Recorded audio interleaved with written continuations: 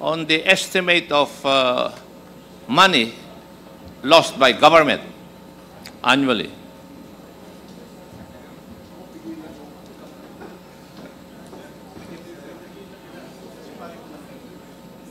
Mr. Chair. Well, for easy computation, Your Honor, Mr. Chair, say the container ban is valued at with your indulgence, Sid, my question is, have you ever conducted an investigation to estimate the amount of losses of government because of the TARA system? Have you ever done that? During my time, I did, sir. You did? Yes, Your Honor. How about you, Commissioner Sid? Yes, Your Honor. Now, what was the result of your investigation? May I know?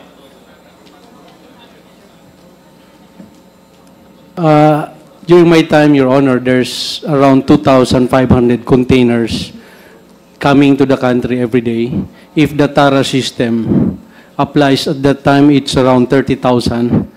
So annually, the government is losing around 27 billion, Your Honor. Yes, Your Honor, that's my estimate during my time. 27 B per year. Yes, Your Honor, based on the 2,500 containers coming in daily during my time, Your Honor. Sid? Yes, Your Honor. Well, practically it's almost the same, Your Honor. If you compute losses of 200,000 per shipment at 10 per importer, and if you have 250,000 containers, if the value of that 250,000 is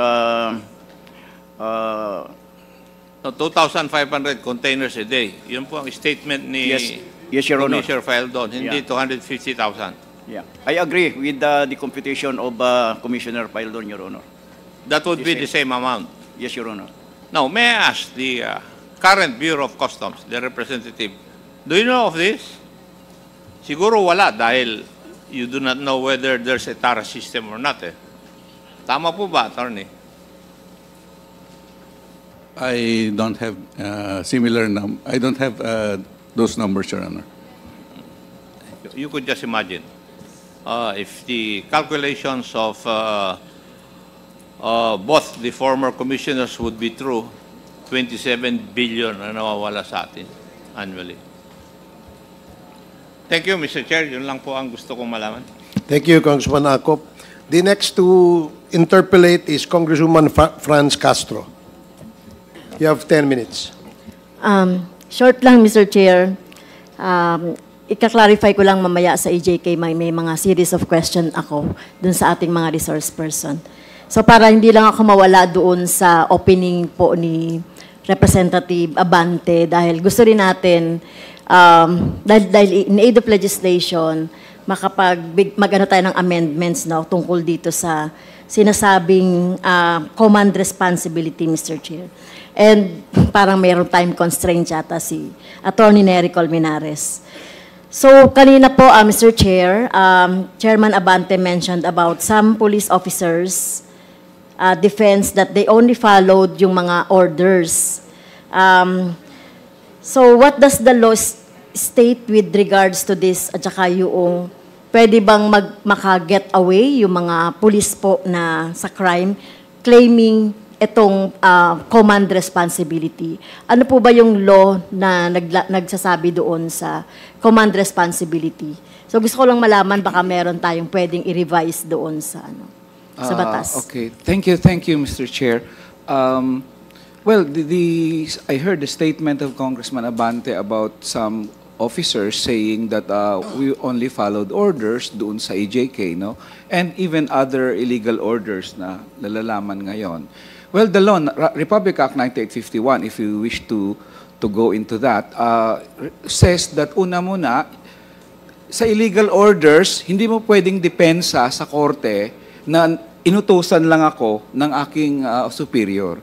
Kasi may requirement ang batas. The first requirement of the law is that the police who claims na inutusan lang siya, may order sa kanya, he or she must have an obligation to legal obligation to follow the order. So kung colonel ka o general ka, pwede mo bang sabihin sunod ko lang si colonel Hindi pwede. Kasi si general, wala siyang legal obligation na susundin ang utos ni colonel. That's the first element of order. Second, that the police officer claiming na sumunod lang siya sa order does not know that the order is unlawful or that the order itself dapat is not manifestly unlawful. So pag inutusan ka, patayin mo, defenseless person, sabihin mo lang nanlaban, klaro kaagad sa pulis na illegal yung order. Hindi pwedeng sabihin niya, hindi ko alam, illegal pala yun. Parang, di ba, it's really unheard of. Pag dinipensa niya sa korte, that defense will not prosper. So basically, yun muna ang doon sa claim na I just followed an order. Ngayon doon naman sa command responsibility, there is also a law that prohibits that. Ang batas, ang nakalagay sa batas, Mr. Chair, is this: that the superior is criminally responsible for the crimes committed by his or her subordinates where, 1, the superior knew that crimes were being committed by his subordinates. Pwedeng sabihin ngayon ni General, hindi ko naman alam na nagko-commit ng crime pala ang aking subordinates. Pero ang batas placed a safeguard there. Ang sabi ng batas, or owing to the circumstances, you should have known that crimes were being committed by your subordinates. So, Mr. Chair, pag nangyayari ang EJK libo-libo mula apari hanggang hulo, at libo-libo rin nanlaban bigla, then that is already fulfilling the requirement of command responsibility. Even dito sa mga TARA system, if you were ordered by somebody, yung red lane yan dapat inspeksyonin yan Technically, by analogy, yan red lane yan dapat inspeksyonin yan. Inutusan ka ni sino man sa taas mo na hindi, ilagay mo sa green lane, may command responsibility ba si Commissioner? Yes. By analogy. Kasi he should have known, owing to the circumstances, he should have known. But there is another component to command responsibility. Not only this circumstance na, alam mo o hindi mo alam, but also the law states that the superior failed to have the subordinates investigated by competent authorities. Medyo papasok din yan sa command responsibility. Hindi mo pinaimbestigahan. Ginawa na yung mga illegal na mga yan.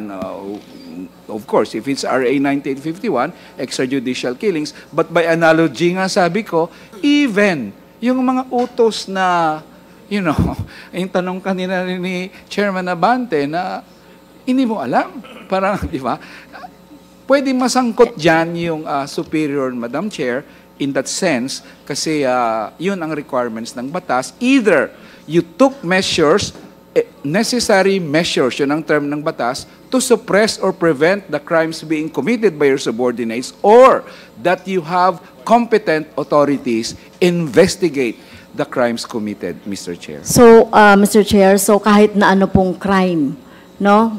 Even doon sa pinag-uusapan sa drugs or dito sa lagayan system, it's the head of the agency na nag-utos or kung meron siyang order as regards to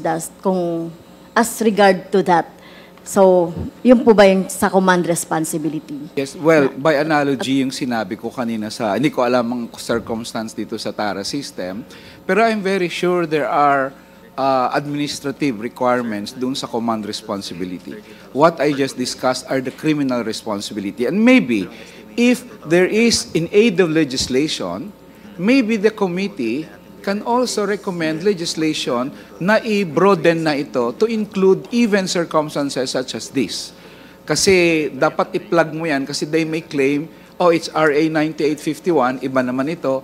But to be sure, dapat may ganun din. Pwede namang sundin by analogy, Mr. Chair. Yung RA 9851, na ikaw, gumamit na ng crime owing to the circumstances, you should have known. Pangalawa, at least nung nalaman mo na later on, dapat pinaimbestigahan mo sa competent authorities. Yes. So para With your Thank you po. indulgence of Congressman Vasco, sandali lang, no? Yes, opo. I'd like to make a motion that we invite Commissioner Rubio to attend this hearing because itong si attorney, wala siyang alam eh. Di ba, wala kang alam? Am I right, attorney? Wala siyang alam sa TARA. May I be clarified, Your Honor? Yeah, you're clarifying na. Wala kang alam, di ba? Your Sa Honor, TARA system, wala kang alam, di ba? I have no information on that, Your Honor. Wala kang alam. Kaya si Chairman... Wala kang alam, di ba? Oo, wala. Wala siyang alam. Oh. Mr. Chair, para hindi ako maniwala na ikaw ang fall guy ng Bureau of Customs, we would like to see Commissioner Rubio attend this hearing. Okay. Panahon pa ni Commissioner Paldon, andiyan ka na eh, sa Customs, Mr. Chair. Panahon pa ni Commissioner Paldon, Commissioner La Peña, nandun ka na sa Customs, and you're telling me right now you have no information on that? My goodness, anong palagay mo sa amin dito? Ha? Mr. Chair, can I answer? Okay, sige. I've been with the Bureau of Customs with the legal service since 2009. Yes, I've been one of the lawyers of Commissioner La Peña and Commissioner Faldon, Your Honor. Always with the legal service. Your Honor, please. Thank you. Okay, sige. Thank you. Okay. Comsec, please include in the Mr. list Chair. of persons to be invited, Commissioner Rubio of Bureau of Customs. Yes, Congressman Acop, with the indulgence of... With the indulgence of the Honorable Castro. Attorney, para bang ang sinasabi mo, yung ibang opisina ng Customs may TARA system, o alam nila yung TARA system, pero yung legal office ng Customs, walang alam. Yun po ba ang ibig nyo sabihin? Tinatanong ko po kayo. Kasi yun ang parang message na pinadadala o sinasabi nyo sa amin.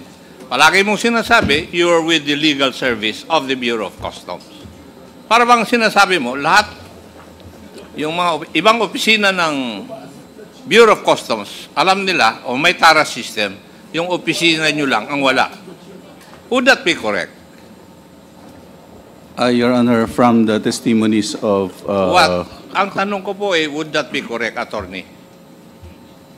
Can I explain, Your Honor? Because from the testimonies of Commissioner Faldon and Commissioner La Peña, Your Honor, it involves the processing of that is not my importations, question, Your Honor. Mr. Chairman. May I ask that the resource person appropriately answer my question? Is that the message you're trying to tell us? Na yung legal service office ng Bureau of Customs, wala pong kaalam-alam sa existing na TARA system sa Bureau of Customs? For the record, Your Honor, I mean, from our records, Your Honor, we are trying administrative cases. Hindi ko po tinatanong kung ano po yung trabaho niyo, attorney. And, Your Honor, please. Sandali lang, nagsasalita pa ako. Malapit na kitang i-move to cite you in contempt. Bihira kong ginagawa yun, pero ikaw malapit ka na. Mr. Chair, may I request that the resource person be directed to answer my question with a yes or no? Attorney, please answer the query of Congressman Acop. Then my answer is yes, Your Honor.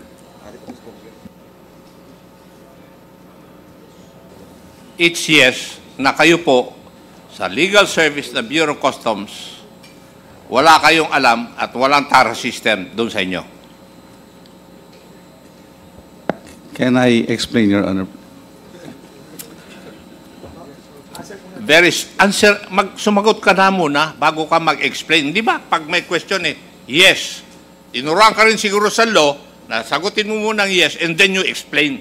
Okay, my answer is yes, Your Honor, because in the current cases that we handle, particularly on administrative cases, Your Honor, we don't have a case wherein a individual personnel of the BOC is charged with a TARA system or receiving TARA system. Even the criminal cases that we handle with the DOJ and criminal in the court, Your Honor, as far as the records or my knowledge is concerned, Your Honor, we don't have a case on that, Your Honor. So that's why I have suggested earlier on, Your Honor, about the circumstances that Mr. Taguba mentioned, Your Honor. Sorry, Your Honor, that's...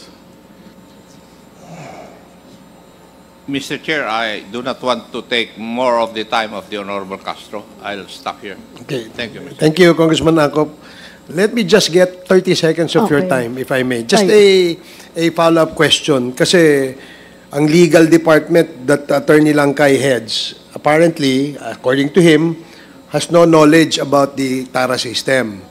Tanungin kaya natin yung nagbibigay ng TARA. Mike Taguba, inamin mo naman na ang kasalanan mo ay yung nagbibigay ka ng TARA, di ba? Yes po, Your Honor. Okay. Kasama ba ang legal department sa TARA? Wala po, Your Honor. Okay. So thank you. Now you may proceed, Congresswoman Castro. Okay. So related po sa command responsibility, no? Kanina, Mr. Chair, inamin naman ng former commissioners natin dito, no, si former Commissioner Faeldon and La Peña about the TARA at alam nila yon. So gaano po ba ito kalawak itong sinasabing lagayan system dito sa BOC? Sabihin ko ng lagayan system para para po mas malinaw sa mga nakikinig sa atin. Kasi magkaiba may dalawang definition kasi ang TARA, no? So Commissioner, gaano kalawak ang TARA system dito sa BOC? Kasi inamin nyo, meron nung panahon ninyo.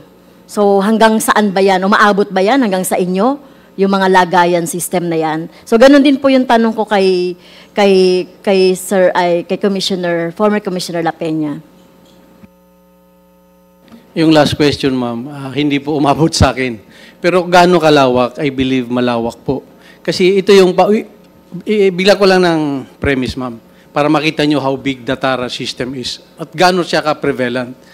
For my first 6 months, I asked the 12,000 importers and brokers to submit to us list of BOC officials that received TARA. I think until today, wala pang nagsasubmit. So it's a tango. Sayaw to ng dalawa. That's why nakakatakot, ma'am, kasi walang willing na magreklamong importer and broker.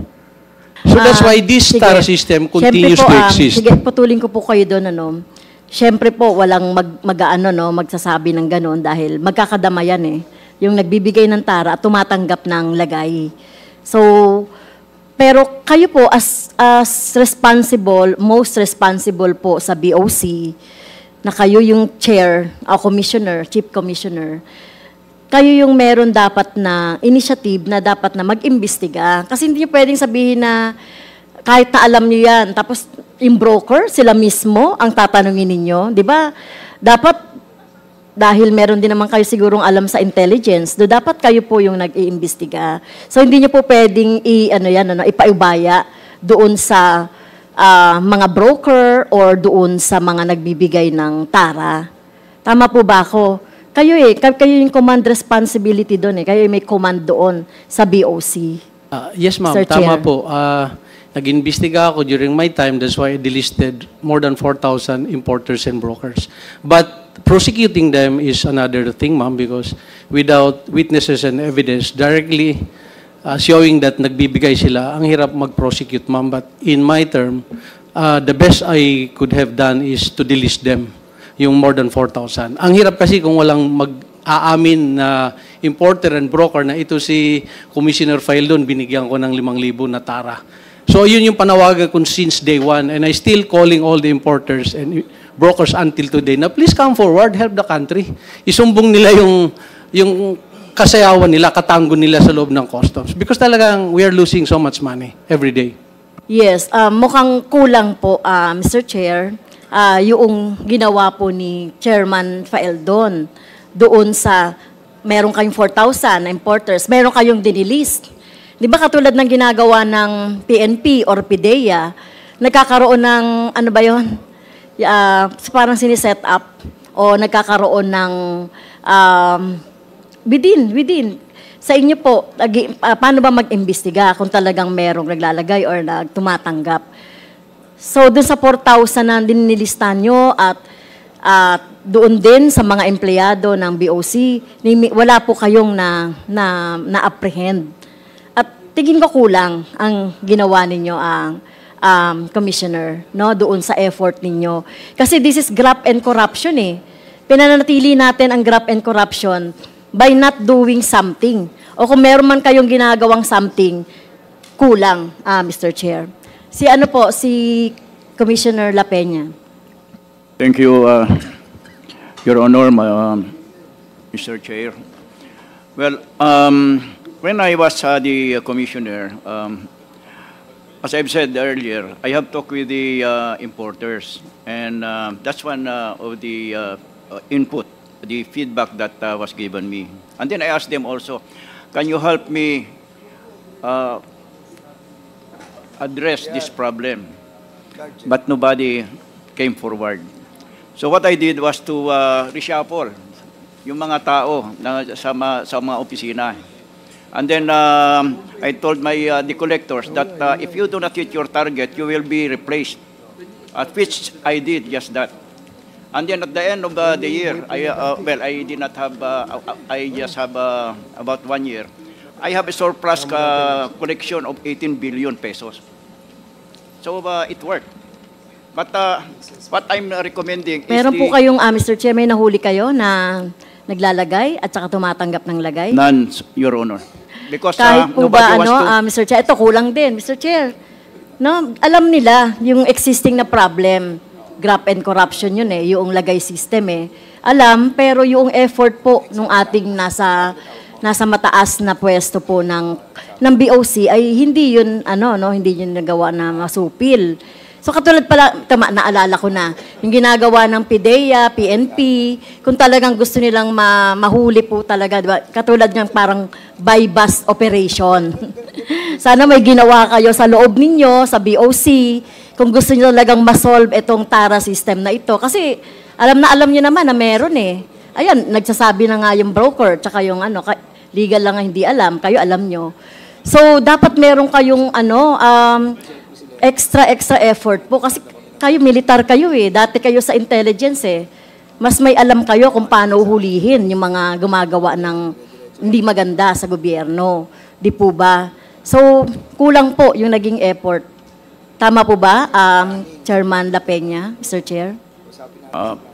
Actually, Madam Chair, and Your Honor, I did that.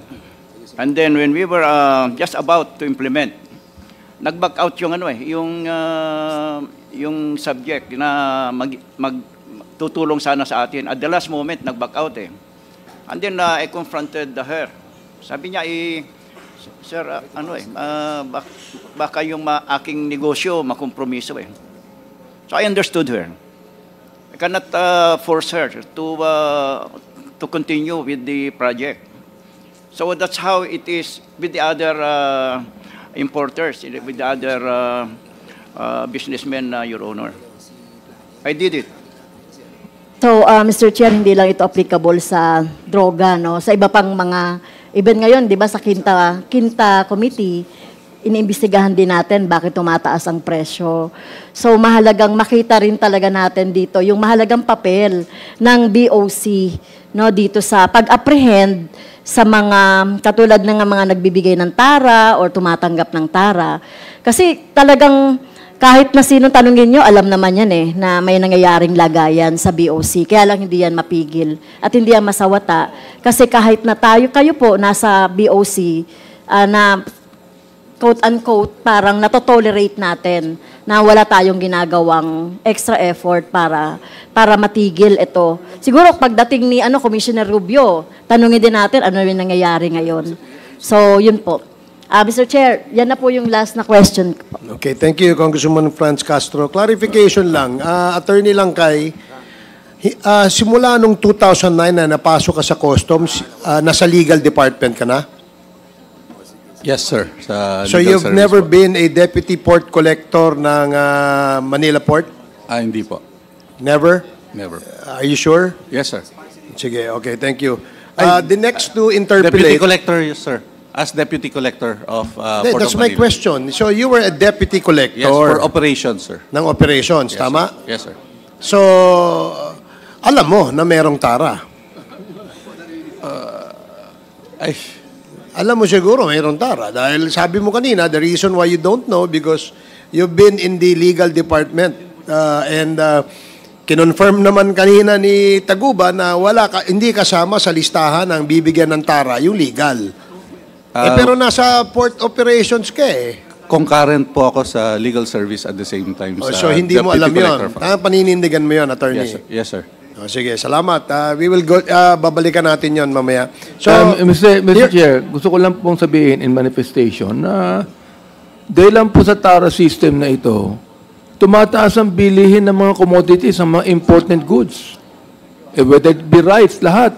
Pero pang rice smuggling tumataas po ang bilihin. Kawawa po ang bayang Pilipino, lalo na mga mahihirap tungkol dito. Dahil lang sa TARA system na yan. Dapat mahinto na yan. Tama ba ako, Commissioner Peldon? Dapat mahinto na yan. Yes, Your Honor. Ikaw naman, Commissioner Peña. Yes, Honor. Your Honor. Oo. Ikaw, attorney. At mahinto na, di ba? It should be stopped, Your Honor. Oh. Yun lang po, Mr. Chair. During your time kasi, when you were the Deputy Port Collector of Manila, maraming ukay-ukay At dumaan sa area nyo. At nang dumaan yan sa inyo, lumusot yan, alam nyong illegal yan. So dahil merong tara. Anyway, babalikan din natin yan. So I have here a list of the members who wish to interpolate. No? Tapos na po si Congresswoman Castro. Now we will recognize Congressman J. Kung Hoon. And then after Congressman Kung Hoon, Congressman Junicio. And then Congressman Gutierrez. And then Congressman Ortega. And then shift na po tayo sa EJK. Ito lang ho yung nag-manifest ng magtatanong sila sa topic ng drug. So, Congressman Kung Hoon, if you're not around, so we can call the next interpellator, Congressman Ernix Junicio. Wala rin? So, kung now we proceed with Congressman Rog Gutierrez. You have 10 minutes. Thank you, Mr. Chair. Mr. Chair, kanina na tanong na rin naman po ni our fellow colleagues here, including si Congressman Duistro, most of the questions that we had, mostly we wanted to focus on yung TARA system, and nabanggit naman ni Mr. Mark Taguba, as confirmed by Commissioner Faldon, so far what we have known. Just some points po, just to corroborate siguro, I'd like to direct some questions to Mr. Guban, if the committee would hear it. So, Mr. Guban, through the Honorable Chairman, matanong lang po, you too have had an experience in this TARA system. You have insights po, tama po ba? Yes, Your Honor, Mr. Chair. And this is stemming from your experience as, I believe you were an intel officer po ba? Or ano po yung position niyo dati? I am an intelligence officer, Your Honor. Opo. Just to give us a brighter idea, kasi alam naman po natin, in general terms, yung TARA system would be a way by means yung ating mga brokers, mga importers would collude with allegedly with public officers in the customs to bring in goods illegally, either through, I think there's technical smuggling and actual smuggling po, no? These are the usual crimes that would be associated with the TARA system. But I'd just like to ask po, because sa amin po, for example, hindi naman po kami from that industry, we don't understand po yung structure. Yung Bureau of Customs is generally, that's a national body po, no? Pero do we operate like our other agencies na by region po ito? Or ano po yung structure ng BSC? Yes, Your Honor, by district. Like for example, Your Honor, we have the different districts in Batangas Port, Subic, Davao, Cebu. Then in Manila, we have two ports, the Manila North Harbor and the South Harbor. So, Mr. Guban, sorry, makat lang po. No? So, generally, ang agencies po natin, kasi nalalaman natin, for example, when we're talking about DepEd, when we're talking about DOLE, it's geographical po, no? Based on regions, generally, ang ating division. We lump cities and municipalities into provinces, provinces into regions, and regions into the national whole. Pagdating po sa customs, it does not follow yung ating municipalities and city structure po, no? It's depending on the port. Depending on the port, Your Honor. Not exactly the geographical situation, Your Honor. Okay, so ang pinaka-basic structure natin would be district. The port District, Your Honor. Port And district. we're only talking of seaports po ba? Hindi po kasama yung mga airport? Kasama po yung airport, Your Honor. International Airport in Clark, Cebu, Mactan International Airport, then, of course, the NAIA. Okay, and I'm sure our current representative from Customs can confirm naman po, no? This is just general knowledge, tama po? That's correct, Okay. Your Honor. So we have districts, collectors district, ano po yung tawag natin dito? District Collector, Your Honor. The District- head of office, Your Honor, on that particular district ay collector, district collector, Your Honor. The pinaka-basic structure will be yung port, yung districts natin, and then you have the district collector, which is the head. And they report, meron bang regional, meron bang by Luzon, Visayas, Mindanao, or straight to the Bureau? Your Honor, diretso na po yan sa Office of the Commissioner. Okay, so the Office of the Commissioner, which is composed of how many commissioners nga po tayo? One commissioner, Your Honor, and I think this are about 3 deputy commissioner and 1 assistant commissioner. Yung deputy commissioners po natin, is that by operational area or different? Nationwide, Your Honor. Nationwide, all 3. So 1 commissioner, 3 deputies, and then yung district collectors po natin. Yes, Your Honor. Where does your intelligence office come into play? Your Honor, we have also Deputy Commissioner for Intelligence Group. Then to CIIS, Customs Intelligence and Investigation Service. Okay. And ano po yung trabaho ng ating intelligence service? Well, of course, Your Honor, we are gathering information who are those brokers and importers na illegally nag-i-import or fraudulently declaring goods na hindi tama at saka yung iba naman ay totally illegal or hindi lang technical smuggling kundi pure smuggling or outright smuggling. So yung target po ng inyong intelligence work is usually in the outside, yung mga those who would collude po, no, yung importers and brokers. Not only, Your Honor, that includes the inside because we are also working against the customs personnel, Your Honor.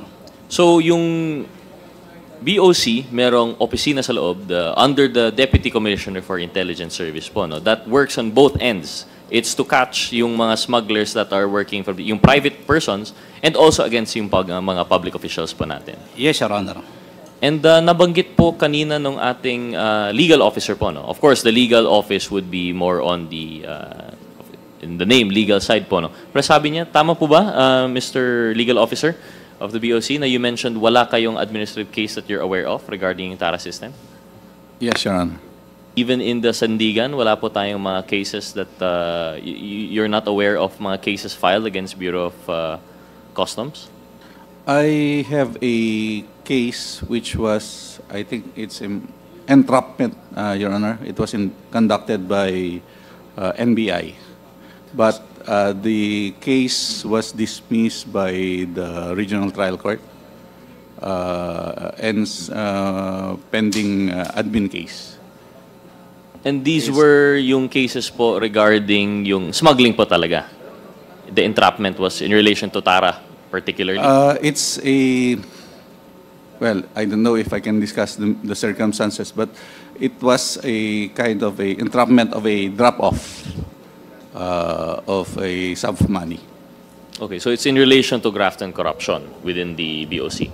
So, which should be high related because of the field of BOC that would be in the customs industry.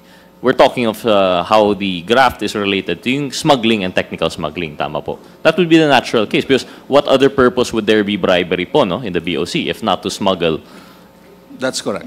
So in a way, it's related. And sometimes po, we have related yung ating mga drugs cases, which is what brings us here to begin with.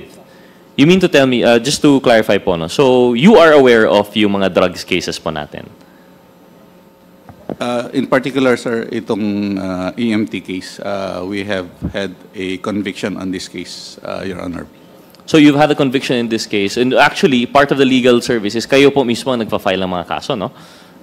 This was filed by the legal service, correct.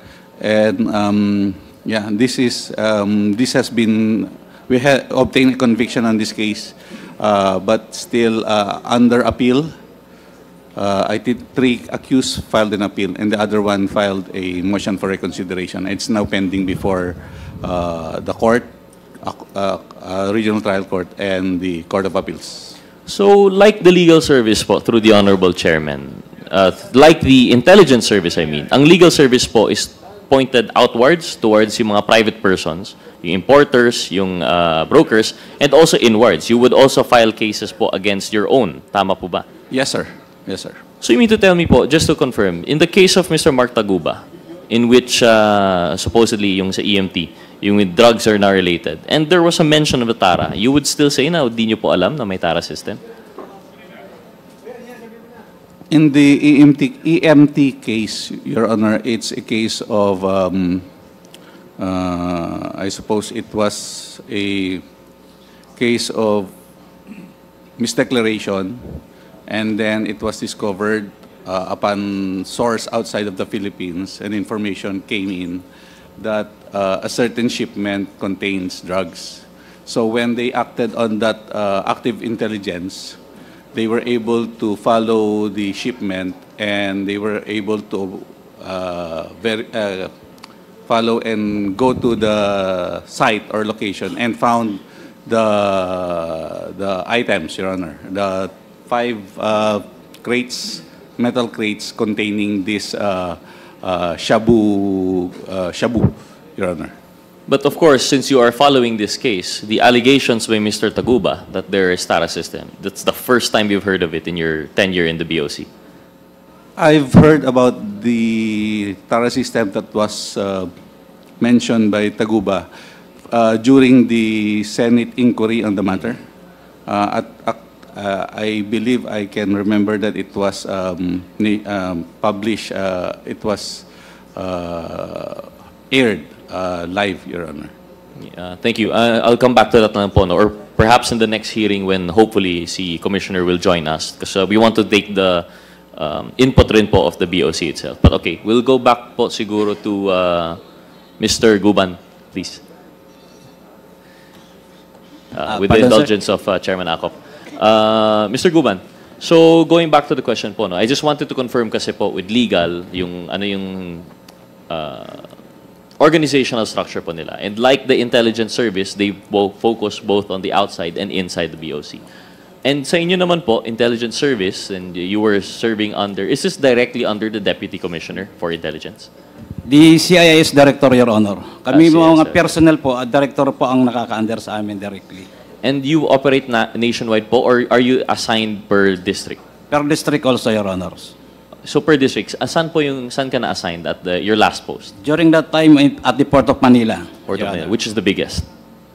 One among the biggest, Your One Honor. amongst the biggest.